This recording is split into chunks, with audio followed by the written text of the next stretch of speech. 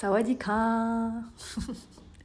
Non, je force. Mais en vrai, j'ai l'impression qu'il faudrait qu'on se bouche le nez pour que ça fasse plus taille quand on le dit, parce que eux, ça fait vraiment genre Sawadika.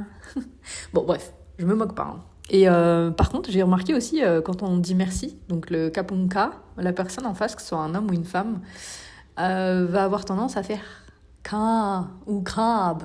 C'est, je pense, leur manière de dire de rien ou avec plaisir. Mais du coup, ça me fait sourire intérieurement, parce que à chaque fois, je me dis, ah, c'est comme s'il y avait de l'écho. C'est comme si nous, en France, quand on dit merci, la personne en face va suivre en disant i. Donc voilà, je voulais vous le partager. J'espère que vous allez bien. Moi, ça va, mais j'ai l'impression de me trimballer une fatigue. Oh, c'est relou, hein. Franchement, depuis que j'ai passé les 3 mois de voyage, là, je sais pas, je suis fracasse.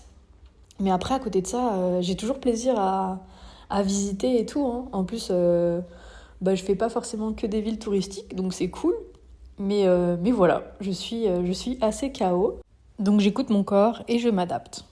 Pour ce qui est de la ville de Sous-Côté, du coup, je suis allée au centre historique. Je m'étais renseignée en amont la veille pour voir où était l'arrêt de bus. Le matin, du coup, j'ai attendu le bus. Malheureusement, il n'est jamais passé. Il y en a qu'un qui passe, c'est à 8h30. Et entre-temps, il y a eu un couple de Français qui est venu attendre aussi. On a discuté avec un tuk-tuk et on a négocié le trajet pour 40 bahts. Du coup, ça va, ça reste raisonnable, c'est 1 € et quelques. Il y avait 10 à 15 minutes de trajet. Et arrivé sur place, moi j'ai décidé de louer un vélo pour faire le petit parc qui était non accessible aux scooters et aux voitures. Et la location de vélo, ça m'a coûté 30 bahts pour la journée, donc moins d'1 €. Et avant ça, je suis allée prendre un petit déjeuner. Bon, ici, il n'y a pas de petit déjeuner comme en France, hein. Là, j'ai pris un riz et une omelette, mais l'omelette est frite. C'est un grand souci en Thaïlande, ils aiment trop les trucs frits. Et honnêtement, c'est assez écœurant. L'omelette qui trempe dans l'huile et tout, c'est... Donc bon, là-dessus, ouais, non, c'est mon petit coup de gueule. Il faut arrêter la friture, les gars, là, c'est trop. Mais au moins, j'avais quelque chose dans le ventre. En plus, il faisait déjà très chaud. Donc voilà, j'ai payé mon entrée pour le parc, c'est 100 bahts. Et 10 bahts en plus si vous avez un vélo. Donc j'ai commencé par le plus beau, je trouve. Et franchement, je me suis régalée les yeux sur cette journée. J'ai pris le temps de faire de belles photos, de profiter vraiment des ruines, des statues qui sont immenses pour certaines. Et c'est vraiment... moi, je trouve vraiment ça impressionnant. Mais ouais, il faisait super chaud, donc à chaque fois, j'étais en train de mourir au soleil. Quand je faisais la photo, je me disais, non, attends, je vais refaire sur cet angle-là, voilà, c'est pas mal. Donc ouais, j'étais en train de clamser. Et je remercie mon petit Bob de me protéger du soleil et des insolations. Et pareil, ouais, sur cette journée, en tout cas sur cette matinée, j'ai dû boire 1,5 litre d'eau. Mais il y avait besoin. Et voilà, donc j'ai pris le temps, j'ai flâné entre les plusieurs temples en ruine à voir. Et puis ensuite, j'ai fait une petite pause. J'avais pas faim avec la chaleur et avec le bon petit déj que j'avais eu. Mais j'ai fait une pause, j'ai pris un smoothie coco. C'était très rafraîchissant, ça m'a fait grand bien. Et ensuite, je suis allée voir d'autres temples en ruine plus excentrés. Pour certains, malheureusement, c'est pas annoncé sur Google Maps, mais ils sont payants. Il y en a, c'est carrément 100 bahts aussi l'entrée, plus le vélo à 10 bahts. Donc non, perso, je trouve que ça vaut pas le coup pour un seul endroit à voir. Et un autre endroit pareil où c'était 60 bahts. Donc je me suis dit bah non. Et là, j'étais contente d'être en vélo pour pas avoir fait toute cette route pour rien. Et justement, sur celui qui était à 60 bahts l'entrée, j'ai recroisé le couple de Français. Donc là, pour le coup, on a discuté pendant 20 ou 30 minutes. Et eux étaient arrivés en Thaïlande depuis 3 semaines et faisaient un peu l'inverse de moi, c'est-à-dire qu'après, ils allaient faire les autres pays jusqu'au Vietnam en passant par les frontières terrestres. Donc c'est cool, on a un peu échangé comme ça. Je leur ai donné quelques recommandations sur tout ce qui était visa et tout. Et dans la discussion, du coup, ils me disaient qu'après, ils allaient au Laos. Et c'est là où ça m'a fait le tilt. Parce que moi, il me restait encore de la monnaie laotienne. Il me restait environ 50 €. Et je pouvais pas la changer en Thaïlande. Ici, ça ne vaut rien. Je sais pas pourquoi, mais ça vaut 0. Dans les bureaux de change, ils ne l'acceptent pas. Donc, je leur ai proposé. Ils m'ont dit oui. Et ils ont pu me faire un virement en direct en euros. Comme ça a évité d'échanger du cash. Et puis eux étaient gagnants sur les frais d'ATM qu'ils auraient eu sinon au Laos. Donc voilà, j'étais bien contente. Et ensuite, on a repris nos chemins. Moi, j'ai pu profiter de certains endroits qui étaient en accès libre et non payants. Et ensuite, je suis retournée dans le centre historique pour encore flâner un petit peu, profiter de cette fin d'après-midi. Et puis j'ai rendu mon vélo, je me suis baladée un petit peu à pied, mais j'étais KO après cette chaleur et cette journée en vélo. Le marché de nuit commençait à se mettre en place, mais je n'avais plus la foi de rester et j'avais qu'une envie, c'était de prendre une douche et de changer de vêtements, parce que là j'étais vraiment crasse-pouillou.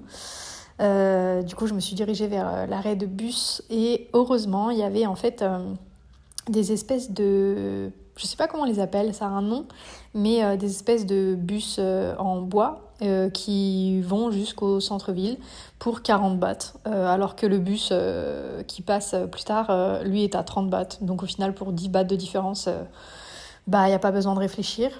Donc j'étais trop contente, j'ai pris ce bus avec un autre couple, on n'était que 3, donc trop bien.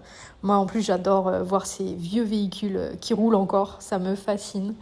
Et arrivé à l'hôtel, j'ai pu prendre une douche froide, vu que de toute manière je n'avais pas d'eau chaude, mais là sur ce coup-là je n'ai pas eu de difficulté à rentrer sous la douche. Et ensuite j'ai pu faire un petit tour au night market et puis j'ai fini par manger dans un petit restaurant. J'ai commandé une salade de papaye qui était bien épicée d'ailleurs, j'en ai pleuré, mais c'était délicieux. Et j'ai pris aussi un pad thai. Il faut savoir qu'en général, dans les petits boui-boui comme ça, les portions sont assez petites, je trouve. Donc j'étais bien contente d'avoir pris une entrée et le pad thai. Et puis j'avais pris, je crois, un soda avec ou quelque chose comme ça. Et voilà, ensuite je suis allée me coucher. J'étais dans le lit tranquillement, j'avais éteint les lumières, j'avais juste le portable et je regardais une vidéo YouTube. J'avais repéré déjà un petit lézard dans les rideaux. J'avais essayé de le faire sortir, mais il avait peur. Donc je me suis dit, bon, c'est pas grave, il va rester là cette nuit. Et puis il ressortira demain quand je vais ouvrir la fenêtre. Et au final, quand j'étais dans le lit, il y a un truc qui m'a chatouillé le bras. Et je me suis dit, c'est chelou, ça doit pas être le lézard quand même.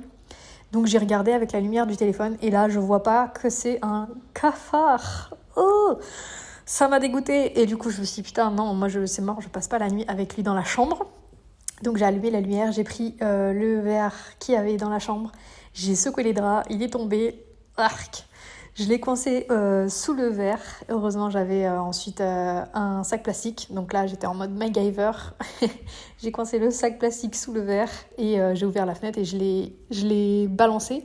Mais en plus, ces trucs-là, ça vole, quoi. J'étais là, oh là là là, c'est increvable. Mais bref, signe que la chambre était vraiment... assez insalubre quoi. Donc autant vous dire que j'ai mal dormi, j'ai eu l'impression de faire des micro-siestes et de me réveiller beaucoup trop souvent en regardant s'il y avait personne d'autre dans le lit. Donc j'étais bien contente de partir le lendemain. Au final, j'avais rien réservé encore pour la suite. Je me suis dirigée vers la gare des bus et à 30 mètres de la gare des bus, il y a un petit hôtel avec lequel j'avais hésité à aller. J'aurais dû aller là-bas dès le départ, mais bon. Et vu le prix, c'était genre 1 euro en plus la nuit, je crois que c'était 7 euros la nuit. Et du coup, en fait, j'ai pris une nuit là-bas et je me suis posée et j'ai bien fait. Parce qu'après la nuit que j'avais passée, bonjour. Et au final, c'était un hôtel très très propre, loin de la circulation aussi, donc c'était cool. Et puis à 30 mètres de la gare, et puis avec aussi des petits Thaïlandais qui cuisinaient autour, donc franchement, tout bénef. Donc voilà, j'ai profité, je me suis reposée malgré la chaleur parce que encore une fois c'était une chambre du coup juste avec ventilo et il devait faire 37 degrés à l'ombre là, c'était incroyable. Alors qu'à côté de ça, quand je suis allée manger et tout, il y avait le Thaïlandais avec son petit tablier qui était accroupi devant son petit barbecue à faire griller de la viande et je me disais mon Dieu mais il a pas un pet de goutte de sueur alors que moi je ne bouge pas et je suis en nage. C'est là la différence et je me dis waouh, comment le corps s'adapte, c'est ouf. Et du coup, en même temps, je me suis renseignée à la gare des bus pour me diriger vers Ayutthaya, qui est une ville plus touristique.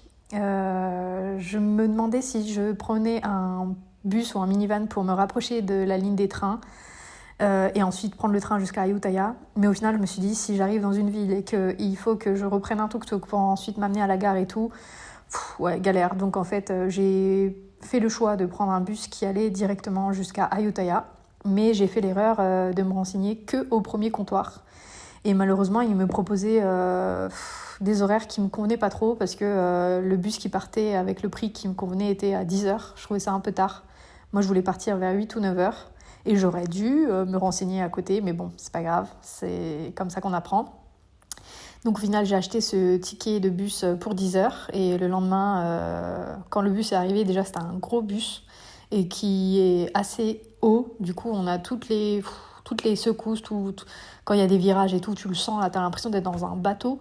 Donc j'aime pas. Et sur ce coup-là, j'ai regretté, surtout qu'avant, je voyais les autres compagnies de bus qui partaient et eux, c'était des plus petits bus où j'étais là en mode oh, j'aurais tellement voulu être dans celui-là. Mais bon, voilà. Et au final, au bout d'une heure, on s'est arrêté et ils nous ont dit qu'on devait changer de bus parce qu'apparemment, celui où on était chauffait trop. Donc voilà, et malheureusement, on a attendu 3 heures. Donc j'en avais marre. En plus, je me disais, moi qui voulais arriver vers du coup 15h pour profiter un petit peu de la ville et tout, niet. On est arrivé, il était 19h30. En plus, le bus nous a déposés littéralement sur la route. C'était même pas la gare des bus, c'était trop bizarre. Il n'y avait pas de tuk-tuk, il n'y avait rien aux alentours. Et heureusement, il y avait 3 autres Français qui sont descendus aussi.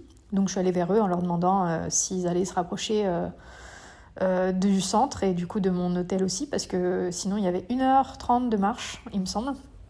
Et donc oui, leur Airbnb était à 12 minutes de marche de mon hôtel. Donc comme ça, on a partagé la voiture taxi qu'ils ont commandée. Et sur le chemin, on a discuté un petit peu et tout. Mais c'est marrant parce que franchement, tu le sens quand il y a un feeling avec les gens ou pas. Et là, malgré le fait qu'on a discuté pendant tout le trajet, il n'y avait pas de feeling du tout. Ça n'accrochait pas. En tout cas, moi, je le sens comme ça. Et c'est là où où on voit si on est sur la même longueur d'onde ou pas. Mais là, non, c'était pas le cas. Eux étaient plus dans une démarche de voyage touristique. Pour le coup, c'était vraiment en mode la bucket list et de cocher ce qu'il y avait à faire, ce qu'il y avait à voir dans toute la Thaïlande.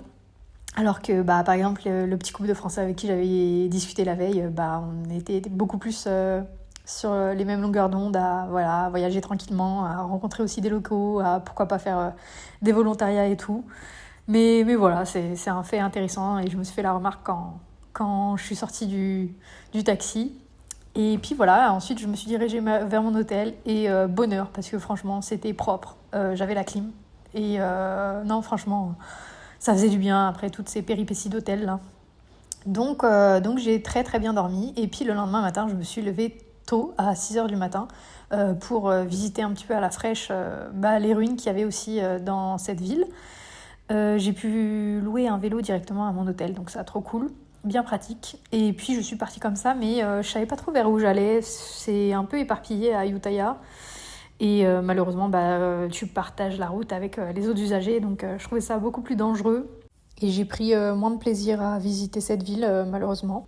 Et malgré le fait que j'ai vu de beaux endroits et sans trop de monde, je trouve que c'est pas aussi joli que ce côté. Et il y a certains endroits c'est payant et d'autres non. Du coup, je pense que ça peut vite revenir cher, entre guillemets, puisque les entrées sont en moyenne à 50 bahts.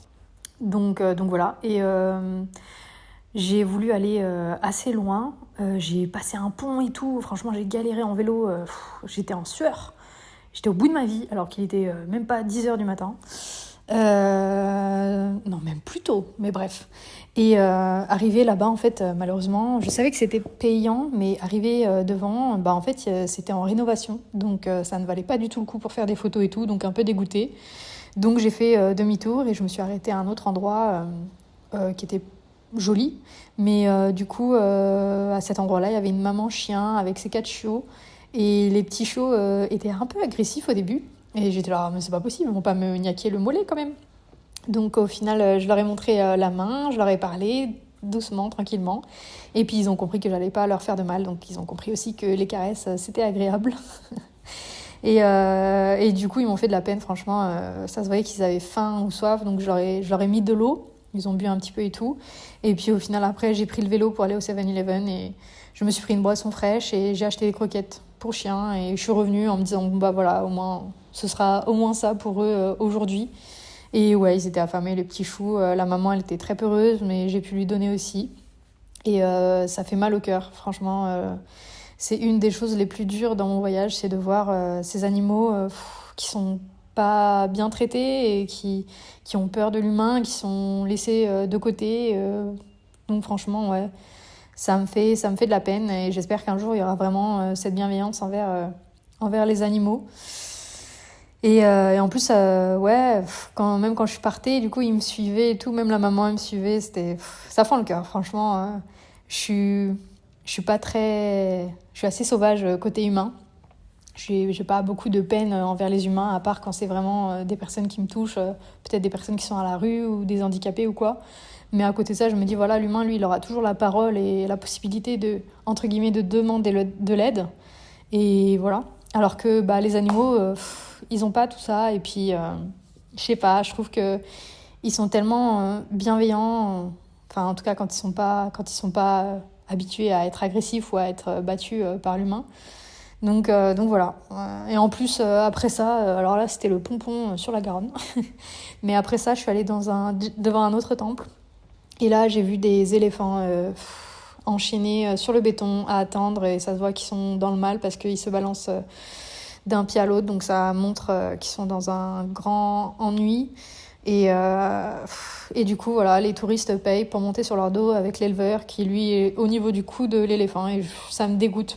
Franchement, ça me dégoûte de l'humain. Je me dis, mais comment on peut encore faire ça en 2025 ? Comment on peut encore contribuer à ce genre de business et entretenir ça ? C'est pas du tout la place des éléphants. C'est de la maltraitance. Et ouais, franchement, j'étais énervée. Limite, j'avais envie de lancer une manif et de mettre des pancartes et de faire, de faire comprendre à ces gens, mais qu'est-ce que tu fais ? Vas-y, fais la même chose. Prends un humain, mets-toi une grosse doudoune sous 40 degrés là, et prends les gens sur ton dos. Et vas-y, va faire le tour comme ça et on en reparle. Et puis, viens pas pleurer, demande pas de l'eau, demande rien. Non, mais sans déconner. C'est un truc qui me met hors de moi. Bref. Donc, et en plus, à côté de ça, mon vélo, il commençait à clamser. J'avais le pneu qui était en train de se dégonfler et puis la roue arrière, elle était voilée en fait. Donc, je galérais à pédaler. Pédaler. Et du coup, voilà, je suis rentrée à l'hôtel, me faire une pause. J'ai dit que j'avais un problème avec le vélo et puis la gérante trop mignonne, elle m'a dit oui, il n'y a pas de souci, on te le change et tout, on te donne un autre. Elle m'a dit teste-le au cas où et tout. Et puis ensuite, je lui ai demandé à quelle heure je devais le rendre le soir et elle m'a dit non, t'inquiète pas, tu me le rends demain matin, même s'il faut, il n'y a pas de souci. Donc trop cool, au moins j'avais pas à regarder la montre et à me dire il faut que je rentre pour le vélo.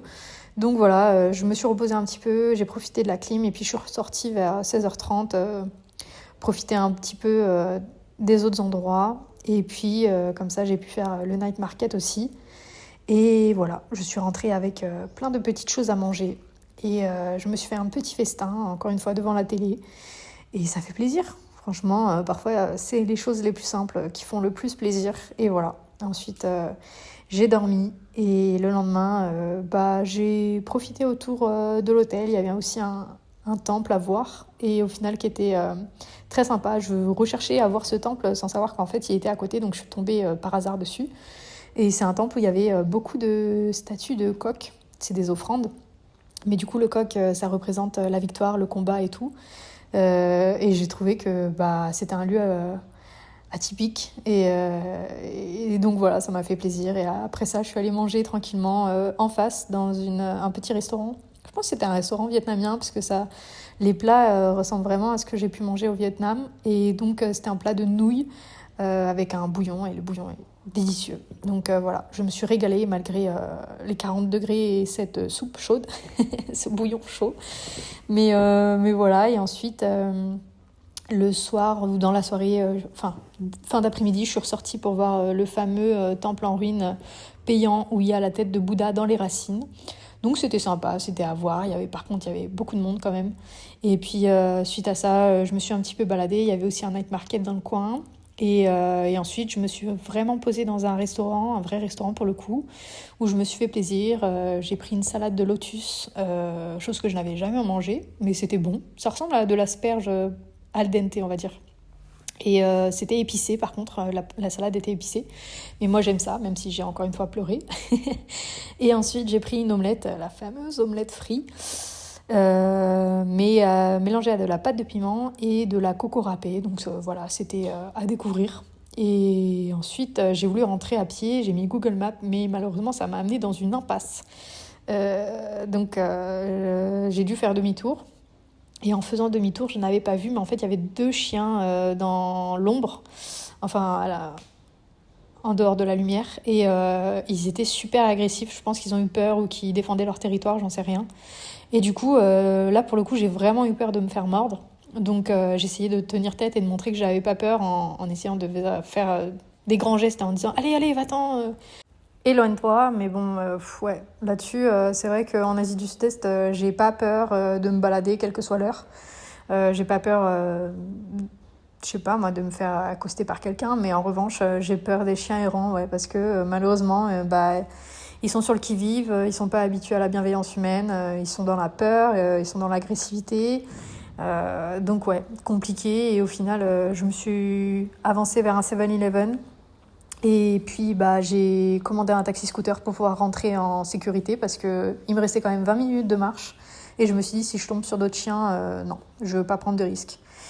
Donc voilà, c'est ce que j'ai fait. Et puis le lendemain, j'ai commandé un taxi-scooter pour aller à la gare des trains. Et ça, je vous raconterai dans un autre épisode. En attendant, je vous fais des bisous et prenez soin de vous. Ciao!